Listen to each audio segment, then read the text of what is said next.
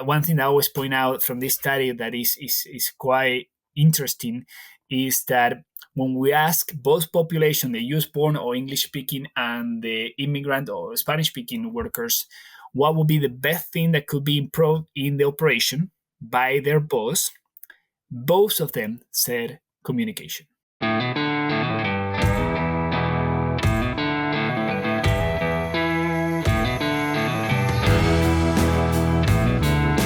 Welcome to the Beef Podcast. I am one of your hosts, Brandy Buzzard, and it's my pleasure to bring you the trending issues and topics with the best and brightest minds of the beef industry. Today, we are joined by Dr. Adrian Barragan, Associate Research Professor at Pennsylvania State University. Dr. Barragan earned his master's and PhD from Ohio State University and his Doctor of Veterinary Medicine from the University of La Plata, Argentina. In his role as Associate Professor and Extension Veterinarian at Penn State, Dr. Barragan is involved in extension and outreach activities and field investigations, as well as developing and performing applied research to help Pennsylvania beef producers. Welcome, Dr. Barragan, to the show. How are you today? Very well, very well. Thank you so much, Brandy, for the invitation and for having me here today. We're doing good and enjoying the unlike warm weather in Pennsylvania, so very happy about that. And hopefully we're not going to have the second winter in a couple of weeks, but we enjoy as much as we can. Right. Well, I am also very wary of this false spring that we seem to be having. I feel like I live in Southeast Kansas, and I feel like there is a blizzard knocking on the door at some point. So I'm always watching the forecast like 10 days out, thinking where is that snowstorm going to come? When is coming? Because it's coming. Yeah. Believe it. Yeah, it's coming. The question is when, right? Yeah. It's not if, when. I feel like maybe right. I don't know what your average snowfall is in that area, but maybe your snow is more likely than ours. I don't know. I just feel like there's always some sort of snow happening in late March or April where I live, and so I'm used to it. Same. Yeah, exactly. I don't have to start until May because I know that there's going to be something happen that's going to wipe it out. Right. Exactly right. Well, to start off with, I read a little bit about your, a very small amount about you in the bio, but I would love for you to tell us, how you got involved in the beef industry, your career path, things like that. I know there's a lot more below the surface than what we just talked about, so please fill us in. Yeah, definitely. Well, I'm gonna start a little bit with my background from childhood, and that's cool. And as you might already have noticed due to my strong accent, I'm not from around. My native language is Espanol, so I'm from Argentina. Back in Argentina, I grew up in a small town, around 1,600 people, so everybody knew each other by name. They were in the streets and whatnot. But this was a very strong agricultural town. The main sort of income resources for the population was crops and beef cattle grazing systems. So with that being said, I didn't have a beef cattle operation, but my dad was the doctor of the medical doctor, the human doctor of the town. So he knew everybody, and he has friends on the beef industry. And I will spend weekends vaccinating animals, tagging animals, castrating animals, and whatnot. And I really enjoyed that. And that's sort of what boost my enthusiasm and my desire to become a beef cattle veterinarian. So with that in mind, I went to the University of La Plata to get my DVM degree. And after I finished my DVM degree, I started to work in beef cattle operations. The first work that I did was in a feedlot. So I was the main veterinarian in charge in a 13,000 head operation, beef field operation that was in Babio, sort of south from Buenos Aires capital, and then another 16,000 head operation in Marcos Paz, another sort of town next to, sort of all around the Buenos Aires capital. And I did that for a couple of years. And sort of turns of life, I got an accident that sort of impaired me physically and didn't allow me to work with cattle. As you know, cattle work is very physical intensive, right? So you need to be able to manage the animals. We get vaccinations, we did necropsies, we did a lot of preventive management of those animals. And then when I ended up with this impairment, physical impairment, that it took me a couple, like 8 months, I believe, to recover through physical therapy, I had to drop those jobs and decided to focus on try to go back to grad school. I guess always was a sort of a goal from my career. I say, okay, I always would like to experience, at least to get a master degree. And that event, that accident that impaired me for 8 months and didn't allow me to keep working in the field that I was managing, is the reason that I'm here in the United States today. So um, through that event, I went back to a professor on my college, and we were looking for funding, as you know, Brandy. So looking for funds to, you Yes, know, constantly. exactly try to get some research done and finance my PhD degree. And while we were doing that, an opportunity came to do research in the States, here in the United States, in a dairy farm, right? And that to me was a little off because I had minimal experience with dairy cows. I only had like a one internship during college of I think it was a 1 month long and really low exposure. But it was interesting because it's something new, and it was something that I didn't have much experience. So it would be good as a large animal veterinarian to get that experience. So I came to stay with the idea of coming back after 6 months. Well, the research study got longer. So we ended up working 12 months on the study. We enrolled about 3,000 cows. We work on, yeah, it was a really nice study. That's a lot of Yeah. cows. So we work on treating a common uterine disease in dairy cattle, which is endometritis, after 21 days from calving. And anyhow, after that sort of, it was an internship. It was a veterinary internship. The professor was leading that research, had funds to do a master at the Ohio State University. You gotta make sure you pronounce it D, right? Sorry, my apologies. I left that out. I apologize for that. I'll say it right the next time. I can get in big trouble if I don't pronounce the D as a former bad guy, right? Yes, I can understand why. I did not catch that I left that out by accident. So I apologize for that. You are forgiven. Don't worry. Thank you. We have a time and labor saving product for you. Beef and Dairy Agrislat by Healthy Farms is your solution. No more lugging jugs around the barn every month. With Beef and Dairy Agrislat, you simply drop the slat through the floor twice a year, and it works to break down solids, reduces crusting and forming. To learn more, visit myhealthyfarms.com. So anyhow, so I came to Ohio. I did my master, and after that, I did my PhD. But this was with dairy cattle. So I work on the transition period of dairy cattle, and that is sort of what leveraged my main research work these days on the dairy cattle during around calving. But when I started my position here at Penn State, this almost 7 years ago, which is crazy how fast the time moves. Oh, yeah. I become an extension veterinarian, and there are four of us. It's myself, Dr. Ernest Hobbin, Dr. Bob Bansan, and Dr. Springer, Haley Springer. And we are the large animal extension vets that work with ruminants. So we do dairy cattle, beef cattle, and we do small ruminants as well. Especially Dr. Bansan is sort of a world-renowned expert on small ruminant goats and sheep. So in this role, I do a lot of sort of what we call them field investigations, where we are contacted either by the producer or the veterinarian of the operations regarding an animal health issue that they need help to troubleshoot. And what we do, we meet with the producer, we meet with the veterinarian, we go to the farm, we do a full assessment of the animals, of the management, of the records, and then we identify, sort of main issues, and then we provide insights about how can we improve, how can we address these issues through applied management.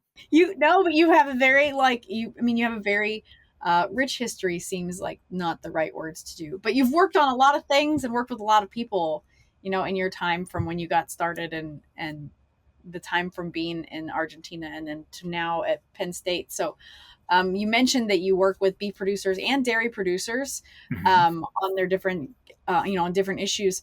What kinds of issues and questions, I guess, are you getting most often? Or is there one pervading issue, or is there, lots of different things? Yeah, that's a great question, and I'm gonna focus more on the beef because that Yeah, is the podcast, the beef right? About. podcast. But the most common issue, no issues, but the most common requests that I have, they're related to either the calving season, right? When we think about like, developing a protocol for monitoring calving progress, developing a protocol for assisting calving in case of dystocia, right? Identifying dystocia, what we look for, assessing calves or newborn calf for signs of dystocia. Sometimes, as you know, the beef cattle operation is not like the dairy cattle operation when we are there.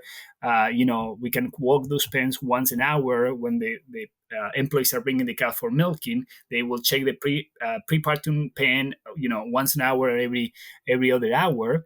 We cannot do that with beef cattle, right? Because they are large pens and it's way. Sometimes by the time that you finish, already past an hour or an hour and a half, right? Yeah. In large operations. So that's one of the most common areas that I worked with, sort of helping develop these protocols, helping with training and education and programs for, what to look for, how to identify a cow that needs the help, right? How to help the cow when they have dystocia. We also talk about facilities needed. Sometimes even if we don't have the facilities, not much we can do, right? Even if we call the vet, if we don't have the facilities, the vet wouldn't be able to do anything. Yeah, right. So anyhow, things like that. And then another common area that I work quite a bit, especially in the warm season, is with planting intoxications. Oh, okay. Yeah, we always have a one or two very interesting cases a year where we go to the farms and these usually sudden death, right? That's the most common reason that I will get called, that all of a sudden we have 2 or 3 cows that die, overnight. Yeah. And then we go and, last year we have a fern intoxication. So basically, and let me just elaborate a little bit as an example, right? Yeah, please. In this operation, they deforest a large area to develop a new pasture, right? But this forest area, they have a lot of native fern that it has a really elaborate root system. So it's not so easy to kill. And it takes a few years until it actually, through management, you can get rid of it. So the cows, especially, we saw a trend that the cows were dying when we had the drought, the drier season, the drier time of the season, where there was not much of the other grass. So they were pushed to eat whatever was left, in this case, that fern, and then they had this intoxication. That's, and one of the signs, basically, they die pretty quick. But anyhow, that we usually have a few of those, a year, which are, from my point of view, they're fun because it's interesting to see the different, toxic plants, or situation that sometimes you can, sometimes you don't even think about it, right? Because I'm sure this producer didn't even think about, I'm just cleaning a pasture, I'm just going to sit and we're going to be fine. And then when that with issues with the fern, which is, like, why the cows will eat the fern, right? It's not palatable at all, but anyhow. It's from your perspective, I'm sure it is interesting. I'm guessing it's not an interesting or enjoyable experience. Other side, I agree. So it's a fern. I don't know that we have a lot of ferns here in Kansas that would be like that. But what kind of the only thing that I'm thinking of that kind of looks like a fern is hemlock, actually. But what other types of, there's different grasses from coast to coast. So like what other type of noxious weeds are you dealing with in that area when you're working with producers? Yeah, well, hemlock was the actual case in this. It was hemlock. film. Okay, Yeah, gotcha. yeah. But the other ones, the poison hemlock, that's not a fern. Sorry, that's another common one that we might have issues here in PA. It looks like a fern, though. To be fair, it kind of Yes, looks. I think yes, in my opinion, when it's young and it looks like a fern, I think. I agree. So I agree. my husband has told me a couple times. I'm like, oh, there's that. I say something about a fern. He goes, it's not a fern. It's hemlock. So Yeah. Well, when it flowers, when it's the best time to identify it, right? When you have the pretty distinct white flowers with the tiny little flowers, it's the best time to identify it. We actually have an experts on Penn State Extension that they are plant pathology extension agents, and we actually utilize their expertise a lot when it comes to identifying the plant and more of those things that skip a little bit to the veterinarian feel. But yeah, sort of what we have had issues is ferns, the poison hemlock, and there are a couple more that I might be missing. But it's usually similar patterns, and they're associated with the season, right? Early in the season, late in the season. So, my advice for producers when they deal or they experience any of these issues is just look for patterns, because the patterns is what's going to tell you, is what's going to help you narrow down the most likely, the most likely is not a pathogen. I'm a veterinarian, so I'm always in pathogens. The most likely causing a plant, a toxic plant that might be causing the issues that they're having on the animals. But yeah, these others. Let's see. There was also, we have some issues with algae as well. Oh, okay. Mm-hmm. Dry times, like in drought. Exactly. When an algae bloom. Okay. And that is a common trend.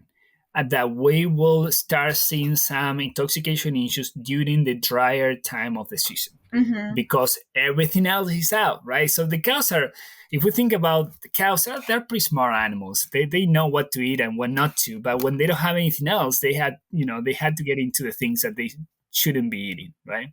Right. Absolutely. So yeah. Do you have so this is not necessarily a noxious weed, it's not, but it's what's the word? It's annoying weed. Is there a lot of sericea? And I'm a grass geek. I really nerd out about grass and weeds and things like that. As you and I were kind of talking earlier, but before we were on the air, do you guys have Sericea lespedeza in Pennsylvania, in that area? It's not poisonous, I don't believe, but it's just horrible, and it spreads really quickly, and cattle do not want to eat it. And so this is just a one-off question. It has nothing to do with what we were talking about. But I mean, it's a great question. I'll have to pass on that one because I don't want to give any wrong information. I think not, but I am by no means an expert on sort of the type of weeds that we have in PA. So okay, well, I'm gonna have to Google it then, because now I always want to know what other people are dealing with in terms of weeds and management in their areas. So I'm sorry I took you down that path. It was not right. No, that's okay. And I can definitely provide with contact information of our plant expert in Penn State Extension. I think that Penn State, one of the biggest or the best resources that it has is extension team and extension website. And when it comes to resources and expert, Penn State have a pretty strong team. Okay. In dairy, beef, in plant pathology as well. So I will refer to them and think that will be a great resource to find that out. Yes, that will be. Well, thank you. I appreciate that. All right, so we're staying on the calving complications kind of topic here, and you've mentioned, that you work with producers to find protocols that work for them and how they can identify complications. But like, what complications do the producers that you work with, like, what are they having most often, or their problems? And then I guess, how can they prevent them? What kind of solutions are you offering to them? Yeah, no, that's a great question. I mean, the most common issues that they're going to find is basically abnormal presentation of a calf. which the cow. So when we think about what is a normal presentation of a calf, is a forward presentation with the two leg extended and the head on top, right? That is a normal Yep. forward presentation. The bridge presentation, that is also known as backward presentation, that is also by book, is defined as a normal presentation. The cow can deliver that calf without any problem. Now, it's a presentation that we pay a little more attention, because if we think about the position of the calf, especially the umbilical cord of the calf and the pelvic bone of the cow, that as that calf start coming out, that umbilical cord is going to get pinched out much sooner, right? With that bone, and therefore oxygen supply and nutrient supplies will be stopped, right? Compromised. So those are the, when we identify a cow that is coming breech, or they have a calf that is breech, I recommend keeping a close eye on that animal, and if in 20 minutes that animal has not delivered a calf, to assist that cow with that. But those are the most common. In heifers, we always have some cases with large calves. So that is still quite common, although, these days we have Calvinese sires and whatnot, and those are fairly popular across our producers. But still we have a calf, a heifer that it wasn't full developed yet, or, one of our delay heifers that for some reason we never got them to grow at the same pace of the other one.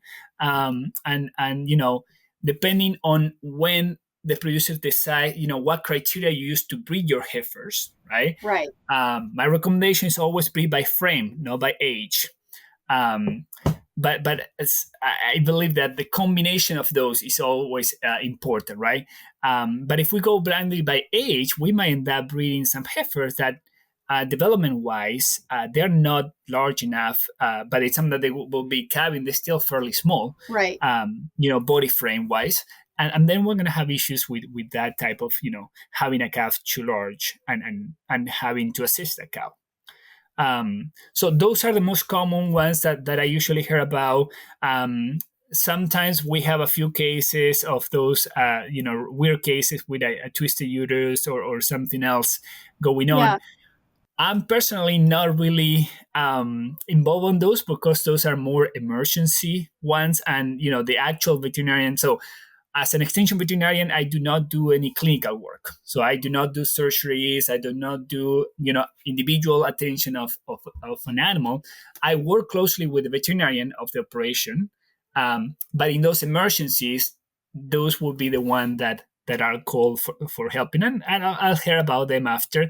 But usually these are the smaller ones, right? That's the lowest percentage of the calving issues that we find. So now the second part of the question, what we do about it, right?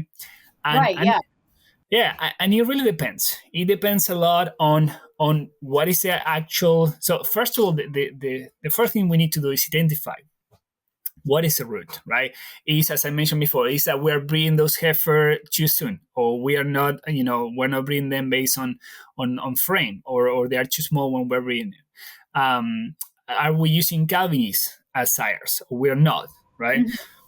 Again, we in beef cattle operation, we use a lot of natural service, right? So it's a little different from the dairy industry, where I will say 90% of the animals are artificial inseminated. Right. So when it comes to the beef industry, we have to be conscious about selecting those bulls for our heifers, right? For our replacement heifers, and making sure that those bulls have a good genetic on those lines, right? For the Calvinese. And then when it comes to the mouth presentation on older cows, because by research show us that for mismatch maternal fetal size, which is either the calf is too big or the cow is too small, that is more common on our heifers. But abnormal presentation is more common in our older cows. Okay. And that's something that we need to do more research on it, because we still do not know why that calf get twisted in the uterus.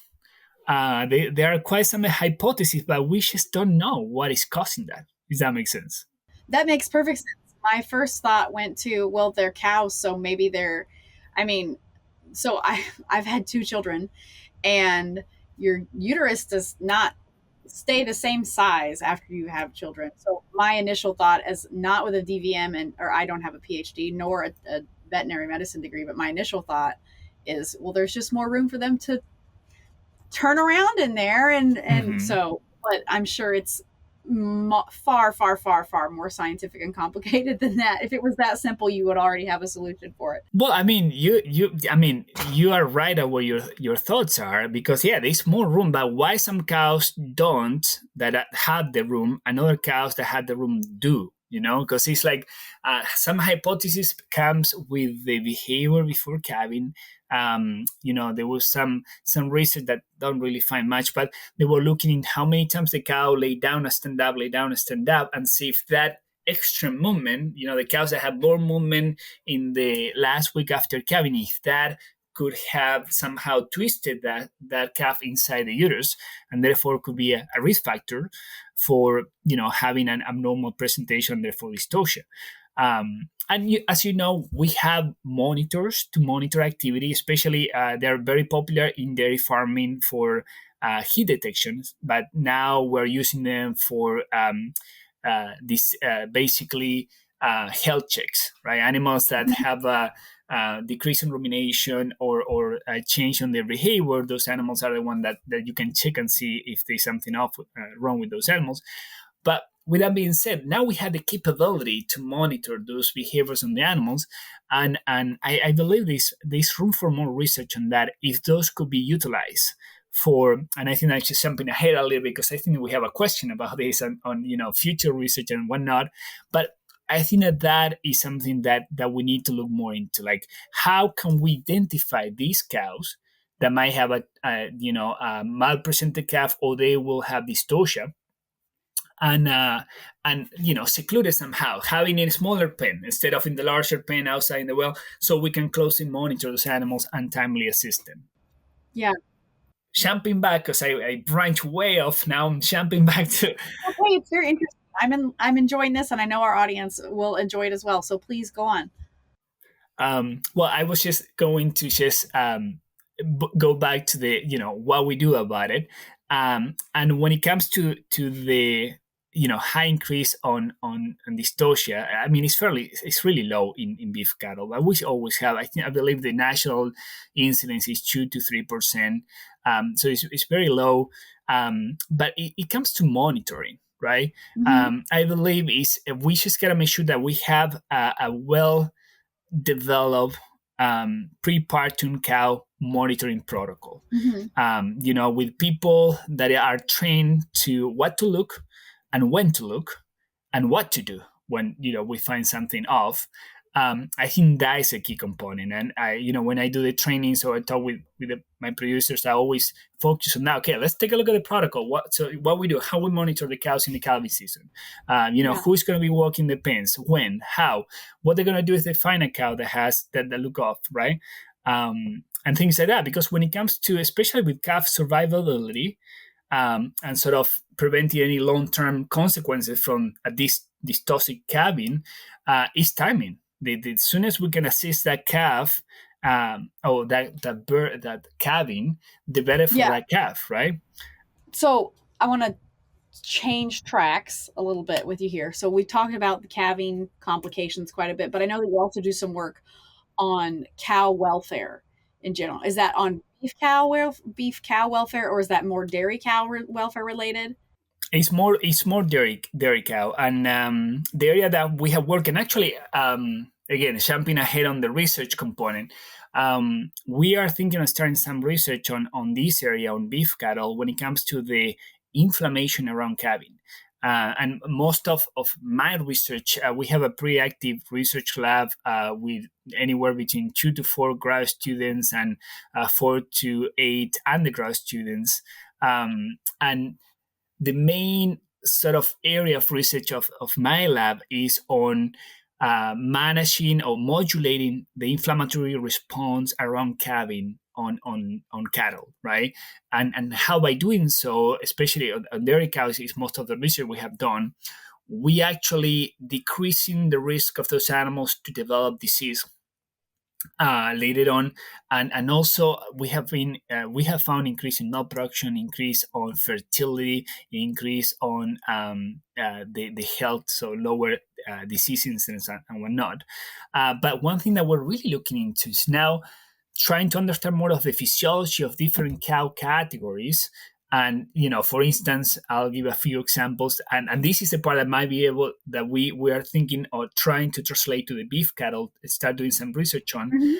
Do we have any cow categories that might be at higher risk of having inflammation, and therefore a poor performance afterwards after calving?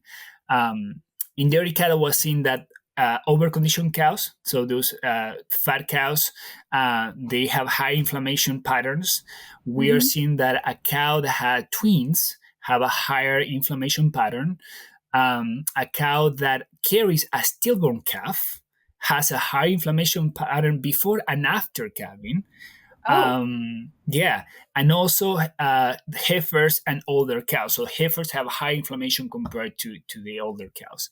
And now what we're doing on the dairy cattle side, we are developing anti-inflammatory protocols to treat in specific times based on those patterns, because we have calving in the middle, right?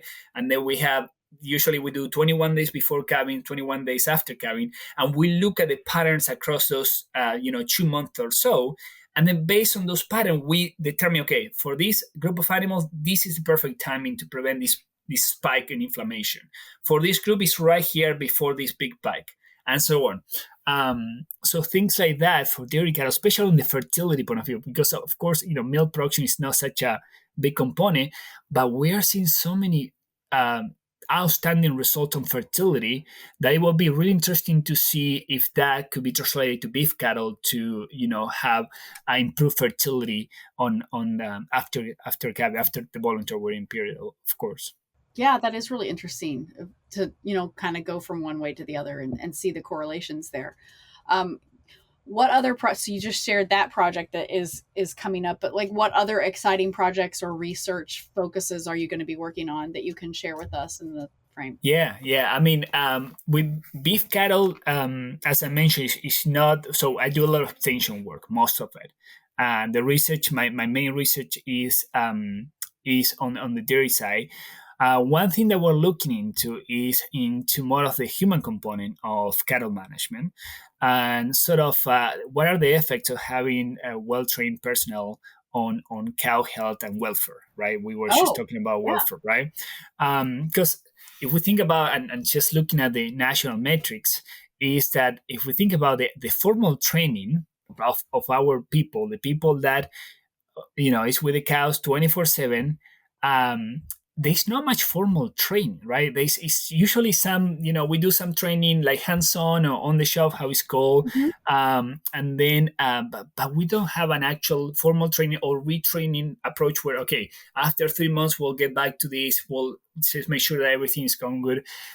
So we want to sort of try to put some numbers, or not only on the animal side of you when it comes to the fertility, production in dairy cows, and health, right? Which all of those are important parts of animal welfare, but also on the economics, because that is a way Oh, that we function, producer function through the profitability of the operation, and that's how we show the importance, right?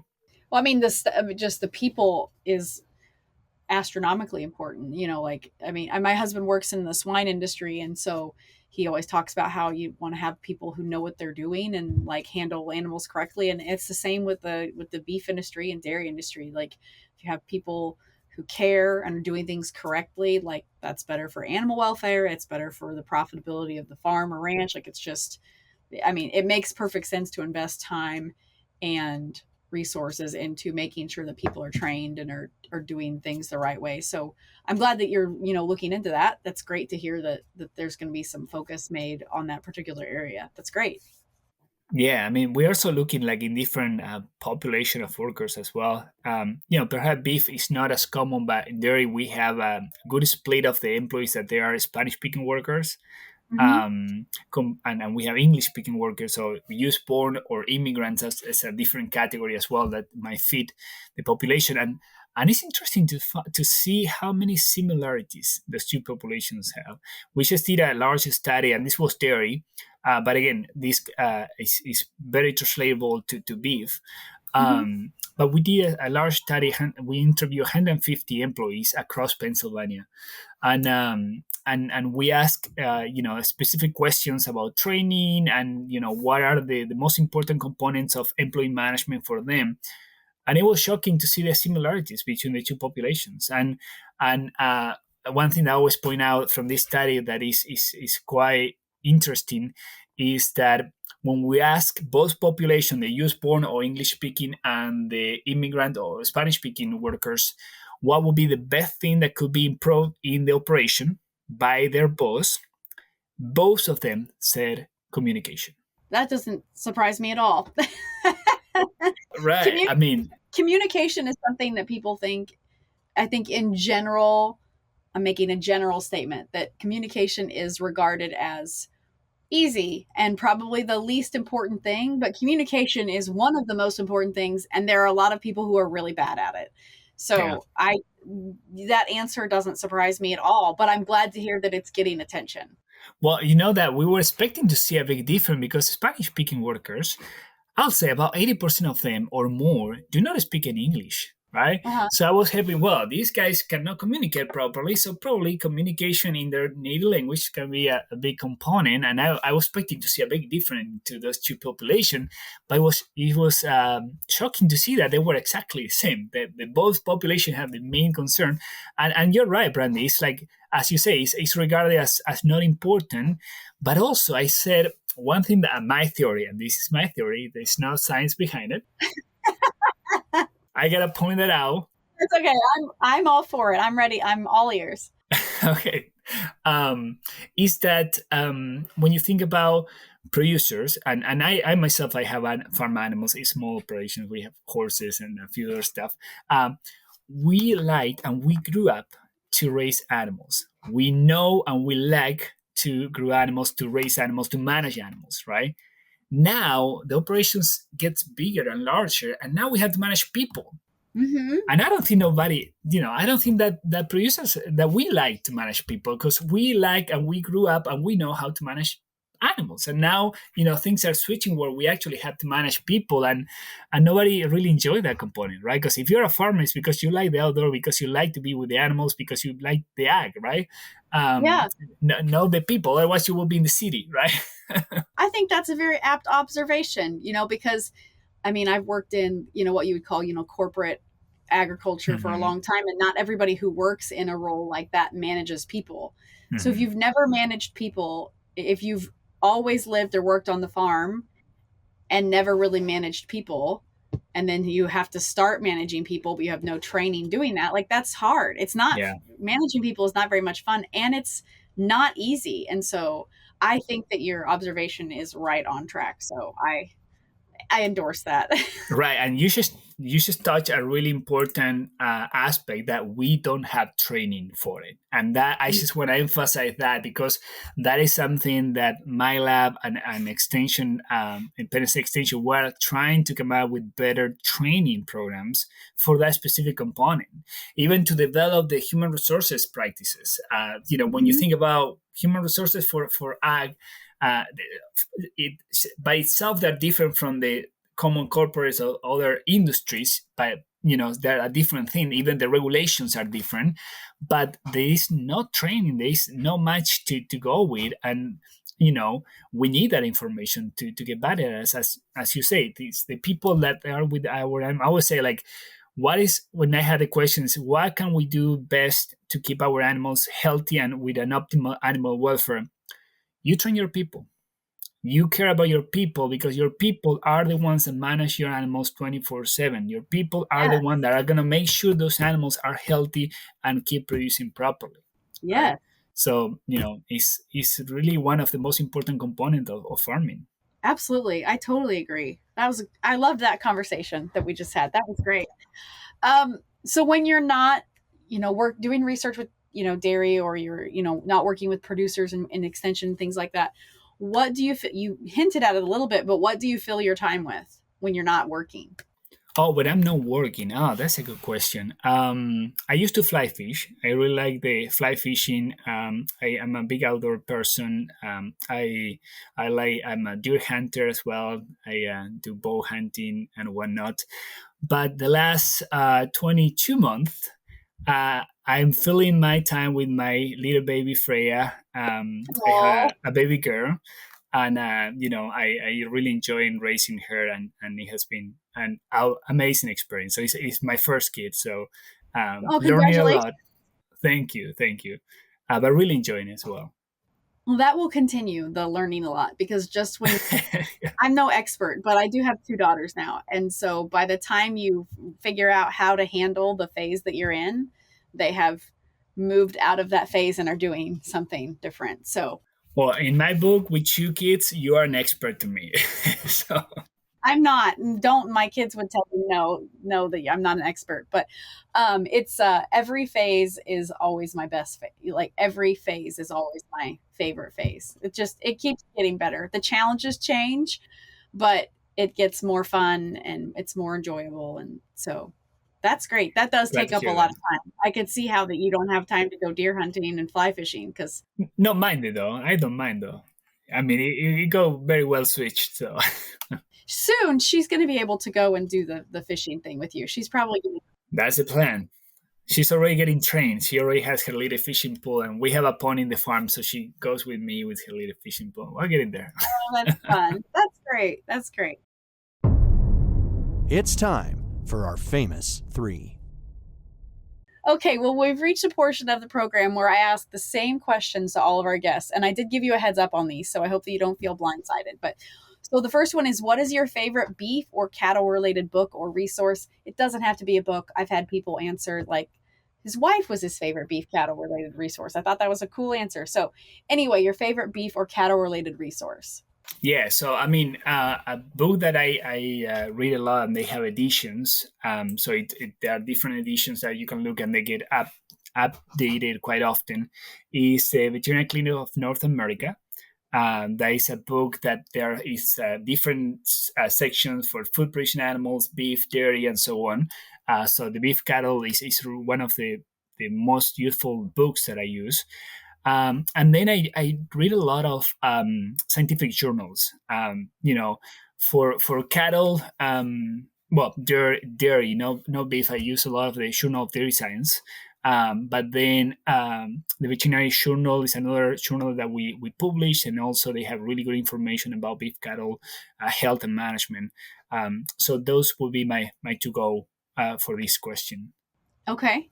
All right. So what is a book I'm going to go with the book this time. What is a book not related to the beef industry that you are currently reading, or your favorite non-beef related book? It's your choice. Yeah.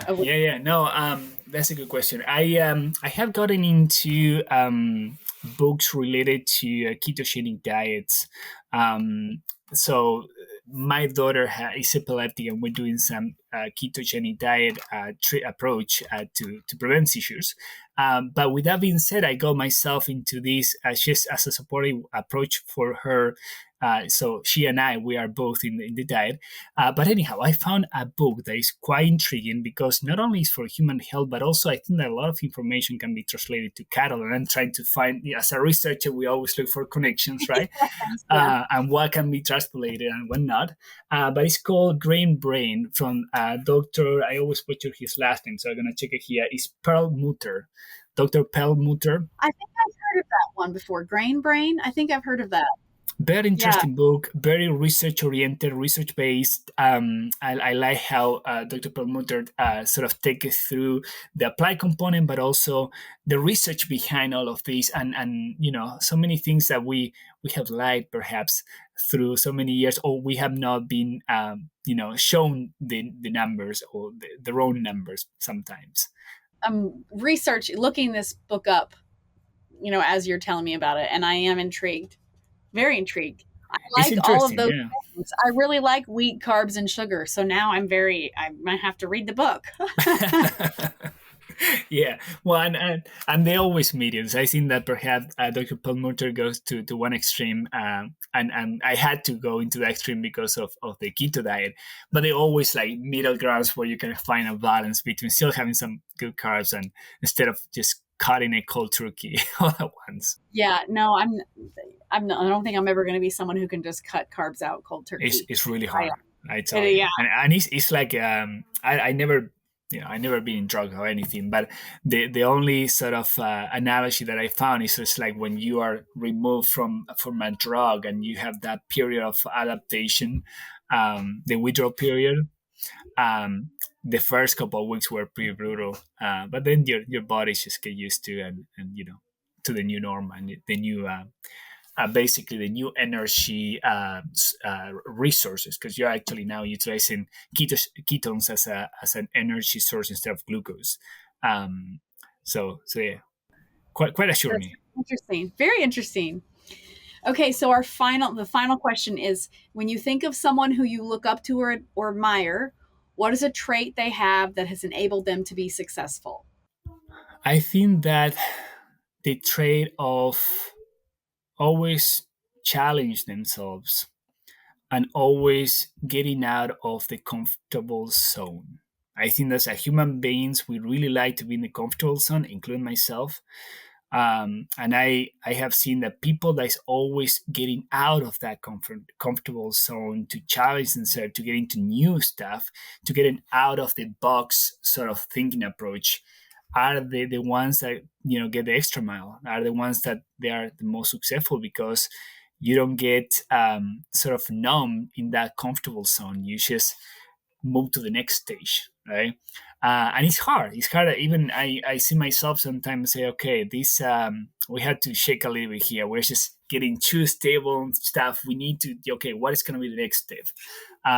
But it's really easy to get into that comfortable norm, and just forget about the forehead thinking approach when we actually can do more, can explore more, and can we get to the extra pound of milk, of the extra percentage of a pregnancy rate, of those metrics that some producers will look into, one extra calf a year, right? Whatever is your metrics, how can we get that is just by thinking out of the box, by shaking the boat, right?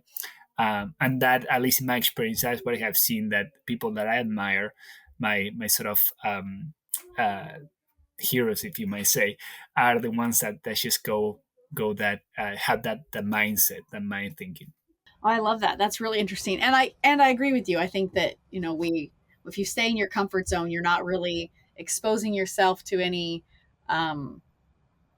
you're not exposing yourself to any, like, quote, danger isn't maybe the right word, like any risk. If you're not saying you're not exposing yourself to any risk, but you're also not exposing yourself to opportunities to, grow or improve. So I completely agree with that one. So, well, that is all the time that we have for today. Thank you so much, Dr. Barragan, for joining us on the Beef Podcast. I have really enjoyed talking to you, learning more about you and your work, and I'm having a few good laughs. So if people want to learn more about your research or contact you to talk about something to do with beef or dairy, where can they find you or learn more?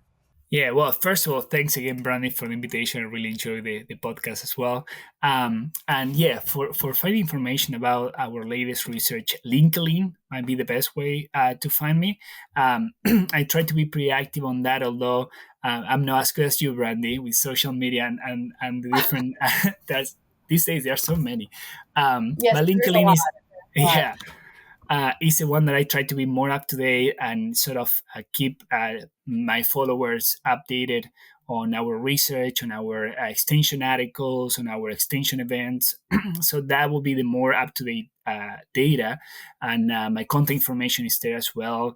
And if not, also the department website, the Department of Veterinary and Biomedical Sciences at Penn State. Okay. So that will be my contact information and my latest research as well.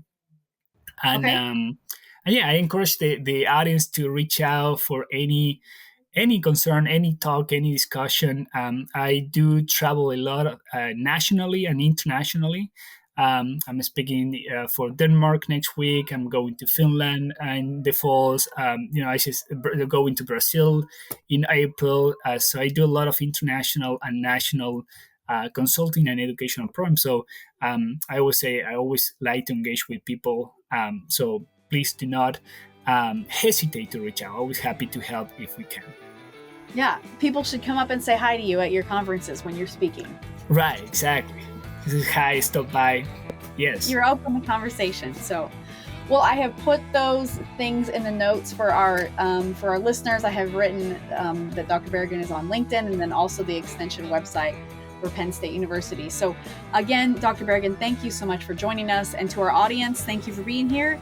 And we hope that you'll join us next week on the Beef Podcast.